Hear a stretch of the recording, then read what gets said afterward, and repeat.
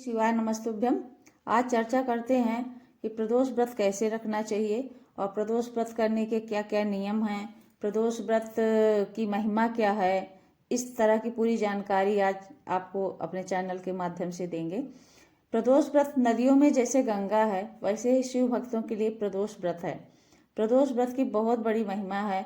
प्रदोष व्रत कैसे करें, आप कैसे भी व्रत करो, पर आपके मन में ये दृढ़ संकल्प होना चाहिए। भगवान शिव के प्रति आप में श्रद्धा होनी चाहिए, विश्वास होना चाहिए आपको। तो प्रदोष व्रत आप कैसे भी कर रहे हो, आपका फल पूरा, प्रदोष व्रत का पूरा फल मिलेगा आपको।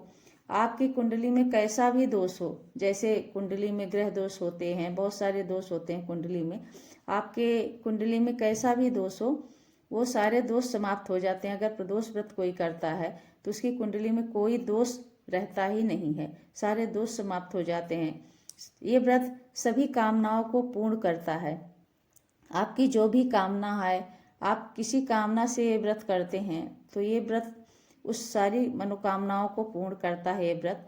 और ये व्रत बच्चे भी कर सकते हैं, बड़े भी कर सकते हैं, माता बहनें हमारी जो भी हैं वो तो इस व्रत को अवश्य ही करें। उनके लिए तो बहुत ही फलदायी है। वो अगर पुत्र की कामना से भी ये व्रत करती हैं तो उन्हें संतान की प्राप्ति होती है। ये व्रत करके देखें। आप कोई भी अगर संतान की प्राप्ति चाहते हैं तो प्रदोष का व्रत आपके लिए बहुत ही अच्छा व्रत है। आप ये व्रत करके अवश्य देखें। भगवान शिव को प्रसन्न करना चाहते हैं तो प्रदोष व्रत अवश्य करें। प्रदोष व्रत का समय जो होता है, प्रदोष काल का समय जो होता है, जैसे जब सूर्यास्त होता है और रात्रि आने से पहले का जो समय होता है वही प्रदोष काल है। अब प्रदोष काल में पूजा जब त्रयोदशी तिथि पड़ती है, उस दिन प्रदोष काल का जो समय होता है वही प्रदोष व्रत का पूजन का समय होता है। तो जब त्रयोदशी तिथि पड़े, चाहे सोमवार के दिन पड़ जाती है अगर त्रयोदशी तिथि, तो सोम प्रदोष कहलाता है।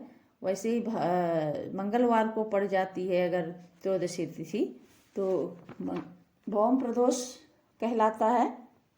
और अगर बुधवार को ये तिथि पड़ती है त्रयोदशी तिथि तो बुध प्रदोष। और बृहस्पतिवार के दिन त्रयोदशी तिथि है तो गुरु प्रदोष।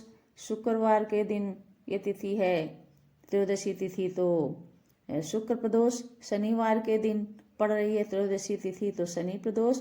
और रविवार के दिन अगर त्रयोदशी तिथि पड़ रही है तो रवि प्रदोष का समय होता है। और जो व्रत आप जिस कामना से करेंगे वो आपकी वैसी कामना पूर्ण करता है ये प्रदोष व्रत। जैसे आप जिस बीमारी के अनुसार बीमारी होगी, आपके अंदर जो भी बीमारी होगी उसी की दवा लेंगे। तो इस तरह से आप जिस कामना के लिए ये व्रत करना चाहते हैं उस कामना के लिए व्रत करें। जैसे आप आयु आरोग्य के लिए कामना के लिए ये व्रत रखते हैं तो रविवार से शुरू करें। रविवार से व्रत शुरू करें और फिर प्रत्येक रविवार को जो ये व्रत पड़े, रविवार को पूरे नियम से ये व्रत करें। और फिर जो प्रत्येक प्रदोष पड़ता है साल भर, हर प्रदोष किसी भी दिन पड़े तो उसे नियम पूर्वक आप ये करें। कर्ज मुक्ति के लिए करना चाहते हैं तो मंगलवार के दिन से शुरू करें। और विवाह आदि के लिए देरी हो रही है तो शुक्रवार से व्रत शुरू करें। तो ये बहुत ही फलदायी ये व्रत होता है। आप किसी भी दिन से शुरू करें, फिर नियम पूर्वक साल भर ये व्रत रखें। आप 1 साल ये व्रत रख सकते हैं, 2 साल रख सकते हैं, 5 साल रख सकते हैं या 12 साल रख सकते हैं। 12 साल का वैसे नियम है, 12 साल करें तो बहुत ही अच्छा है। और फिर आजीवन भी ये व्रत रख सकते हैं। ये व्रत बहुत ही फलदायी है। आप जिस भी कामना से करेंगे ये व्रत अवश्य पूर्ण होगा। आप करके देखेंगे तो आपको खुद ही ये अनुभव होगा।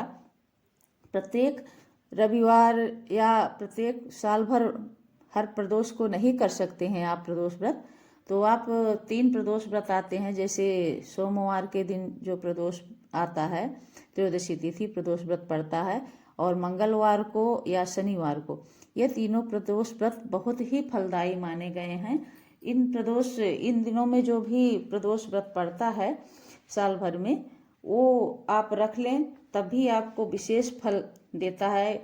शुक्ल पक्ष और कृष्ण पक्ष में 2 प्रदोष व्रत आते हैं, 2 महीने में 2 प्रदोष व्रत आते हैं। तो आप अगर ये व्रत भी आप 3 भौम प्रदोष और शनिवार प्रदोष और सोमवार के दिन भी कर लेते हैं तो आपको विशेष फल देता है। संध्या का समय जो भी होता है वो आप जो भी कर्म करते हैं उसका कई गुना फल देता है। और संध्या का समय जो होता है वो भगवान शिव को समर्पित है। तो भगवान शिव इस समय जो भी भगवान शिव की पूजा करता है उससे भगवान शिव बहुत ही प्रसन्न होते हैं।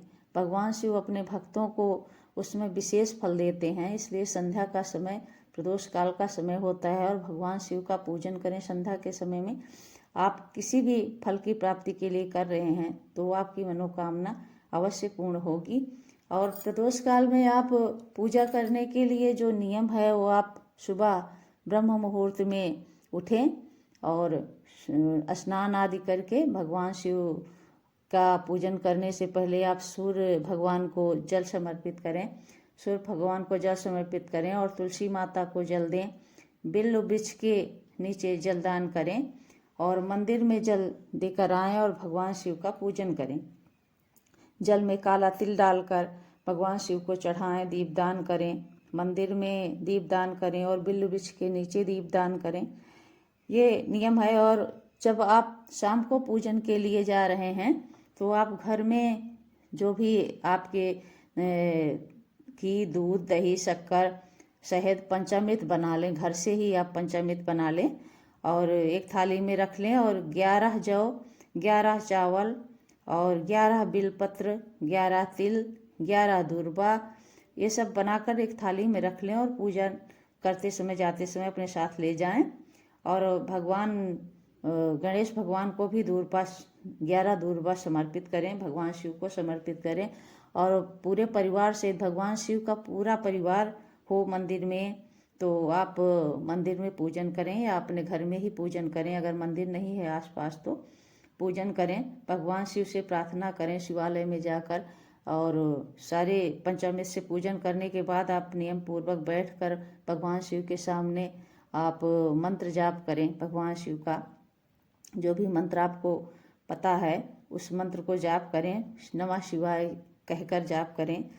तो आप मंत्र का जाप करें और सब पूजन करने के बाद आप भगवान को दीप दान करें और बिल्वपत्र, बिल्व वृक्ष के नीचे भी दीप दान करें, गणेश भगवान के सामने भी दीप दान करें।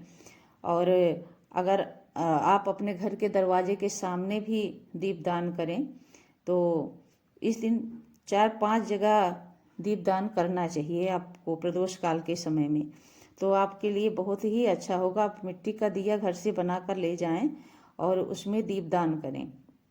इन सारी जगहों पर दीपदान करें और भगवान शिव से प्रार्थना करें। आपकी जो भी कामना है उसे भगवान शिव के से प्रार्थना करें। उस कामना को आप प्रदोष काल में आप पूजन करें। आपके पास कथा की पुस्तक है तो कथा करें, भगवान शिव का प्रदोष कथा सुने, कहें। अगर नहीं है तो आप किसी भी चैनल पर जाएं, आपको कथा मिल जाती है। आप अपने इसी माध्यम से कथा सुन लें और कथा सुनने के बाद आप भगवान शिव को प्रणाम करें। प्रणाम करके अपने घर में आएं और इस तरह से जो भी पूजा पाठ करता है, आप माताएं बहनें हैं पीले वस्त्र धारण करें और पुरुष जो हैं श्वेत वस्त्र धारण करें। इस तरह आप अनुभव करेंगे कि आपके घर में वो सारी कामनाएं पूर्ण हो रही हैं जो आप चाहते हैं। भगवान शिव आपकी सारी मनोकामनाओं को पूर्ण करेंगे। इस तरह प्रदोष व्रत करें और शाम को पूजन के बाद ही फलाहार कुछ खाएं। पूजन के बाद ही कुछ खाना चाहिए, इसलिए पूजन करने के बाद ही कुछ खाएं और हो सके तो ब्राह्मण को दान दें, द्रव्य दें कुछ भी, तो इससे बहुत फलदायी होता है। इसलिए भगवान शिव का पूजन एकदम नियम पूर्वक करें और नियम पूर्वक श्रद्धा पूर्वक अपने पूजन से आप खुद भी अनुभव करेंगे कि आपने कितनी श्रद्धा से पूजा किया, आपको बहुत ही आनंद आएगा। तो इसलिए पूजन करते समय पूरी श्रद्धा हो आपके अंदर तो भगवान शिव की कृपा आप पर अवश्य बनेगी। आप अपने घर के सामने उस दिन दीपक अवश्य जलाएं, इससे सारी मनोकामना आपकी पूर्ण होगी। भगवान शिव प्रदोष व्रत में पूरी श्रद्धा से जो पूजन करता है उसे पूर्ण फल प्रदान करते हैं। और आप देखेंगे कि आपके जीवन में नए नए अनुभव आएंगे प्रदोष व्रत के। आप खुद इस चीज़ का अनुभव करेंगे। श्रद्धा और विश्वास से जो भी इस तरह से भगवान शिव का पूजन करता है वो सारी कामनाओं को पूर्ति कर लेता है अपने जीवन में। आपके बच्चे, आपके घर परिवार में सुख समृद्धि बनी रहेगी। भगवान शिव का पूजन विशेष तौर से बिल्व पत्री और शमी पत्री के द्वारा किया जाता है और तुलसी मंजरी का पूजन में अवश्य प्रयोग करें। तुलसी मंजरी आप जरूर साथ ले जाएं। भगवान शिव की पूजा पूरी मानी जाती है। तुलसी मंजरी से अगर आप पूजन करते हैं तो भगवान शिव की पूजा पूरी मानी जाती है। इसलिए तुलसी मंजरी समर्पित करें। भगवान शिव को तुलसी दल नहीं चढ़ता है, लेकिन तुलसी मंजरी चढ़ती है, इसलिए तुलसी मंजरी अवश्य ले जाएं अपने साथ और पूजन करें। गंगा जल भी आपके घर में है तो गंगा जल ले जाएं। गंगा जल अपने घर में रखें भी, गंगा जल रखना चाहिए। और इस तरह से आप भगवान शिव का पूजन करें। श्रीमन नारायण, मुझे जो जानकारी थी मैंने आपको दी। इस तरह से पूजन करें और जो जानकारी नहीं है मुझे वो आप मुझे बताएं। श्रीमन नारायण, राधे राधे, हरे कृष्णा, श्री शिवाय नमस्तुभ्यम।